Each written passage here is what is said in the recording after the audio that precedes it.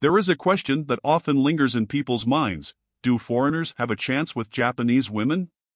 Do they have an interest in relationships with individuals from outside their country? Let's delve into this matter and demystify some notions. It is important to emphasize that preferences and relationship expectations can vary depending on culture and nationality. Japanese people, for example, are known for their discretion and preference for maintaining control over their lives. This also reflects in their relationship preferences.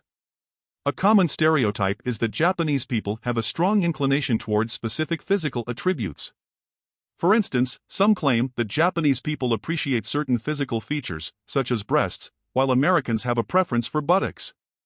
Although there is some truth in this, it is important to remember that these are generalizations, and not everyone adheres to these trends.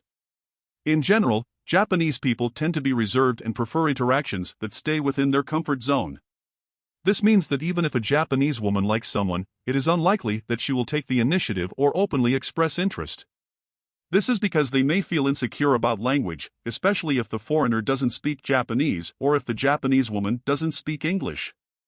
Japanese people often assume that everyone in the world, except for them, speaks English fluently. This is because they recognize that their English proficiency is not among the best. This language insecurity can affect interactions with foreigners, particularly in the case of Japanese women. However, it is important to highlight that there are Japanese women who have an interest in foreigners. Some foreigners living in Japan may wonder how to engage with Japanese women, especially if they have not had much success thus far. The answer may lie in frequenting places where Japanese women show an interest in meeting foreigners. For instance, in Tokyo, there are various bars frequented by foreigners, including Americans and Europeans. If a Japanese woman visits these places, it is a sign that she is open to interactions with foreigners. Therefore, the key to increasing your chances of connecting with a Japanese woman may lie in choosing the right places to visit. In the realm of relationships between Japanese women and foreigners, there are many stories and stereotypes circulating. Let's explore some of these ideas based on testimonies and shared experiences.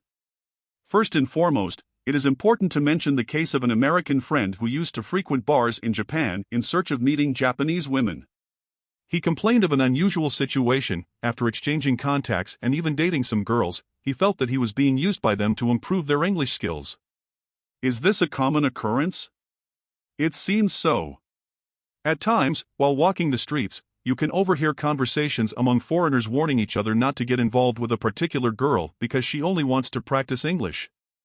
Furthermore, there are cases where some Japanese women choose to engage with foreigners as a form of ostentation. What does this mean? Essentially, they want to show their friends in society that they are capable of attracting foreigners, something many consider rare and valuable. However, this type of relationship often lacks depth and genuine passion. Instead, it is more of a superficial display. Recently, there was an interview with a Japanese woman who referred to herself as a foreigner hunter. She claimed to only have relationships with foreigners and never with Japanese men. When asked about the reason, she didn't mention preferences for physical attributes or personality but rather admitted that she gets involved with foreigners so that they buy things for her. She confessed that after receiving gifts and favors, she disappears when she is no longer interested in the relationship. In our quest to understand the intricate details of relationships between Japanese women and foreigners, we stumbled upon a fascinating testimony that reveals several surprising facets. Firstly, an episode was mentioned where a man was surprised by a Japanese woman's approach to foreigners. When he asked why she preferred foreigners, the response was straightforward: it's easier. She explained that many foreign tourists have a fetish for Asian women, making Japanese women attractive to them. It seems that, for this particular Japanese woman, foreigners were willing to engage with any Japanese woman as long as they had teeth and hair. However, the testimony went further. The Japanese woman revealed that she had a peculiar method for identifying wealthy foreigners. She would analyze the man's watch, footwear, and style of dress to determine if he had money. If she judged the man to be financially advantageous, she would involve him in a relationship. She would ask them to buy expensive clothes and brand-name bags and take her to expensive places. After getting what she wanted, she simply vanished. Surprisingly, the Japanese woman explained that she preferred foreigners over wealthy Japanese men. When asked why, she explained that she had no fear of retaliation from foreigners. According to her, men, especially foreigners, have too much pride and hesitate to report a woman to the police for deceiving them in a relationship. She believed that foreigners wouldn't create a scene or report her, unlike Japanese men. As the conversation unfolded, this Japanese woman presented an intriguing perspective on relationships as an exchange of favors, emphasizing that she wasn't offering anything for free. However, the story takes an unexpected turn when she reveals that she actually harbors some hatred towards foreigners. This hostility is based on experiences her two friends had, as they were deceived by foreigners. One of them fell deeply in love with a foreigner who, after a while, returned to his home country, leaving her alone. One of the shared stories involves the drama of a Japanese friend who became pregnant by a foreigner who, after the pregnancy, abruptly abandoned her. This traumatic experience bred deep resentment towards foreigners in general, leading her to desire revenge.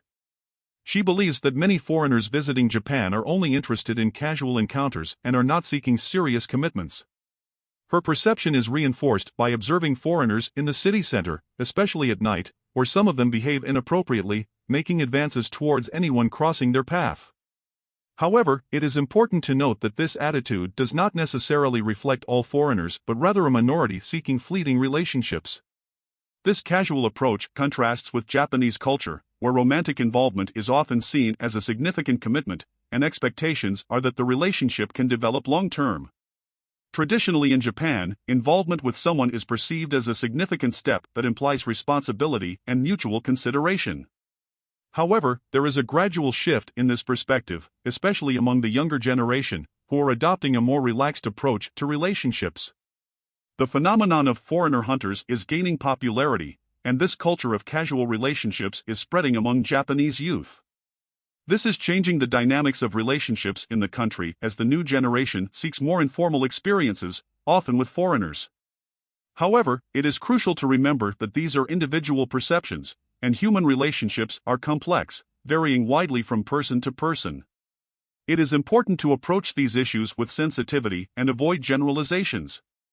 Understanding and mutual respect remain key to healthy and meaningful relationships, regardless of nationality or culture. If you enjoyed this video and like content like this, consider subscribing to the channel to not miss future content. Until next time.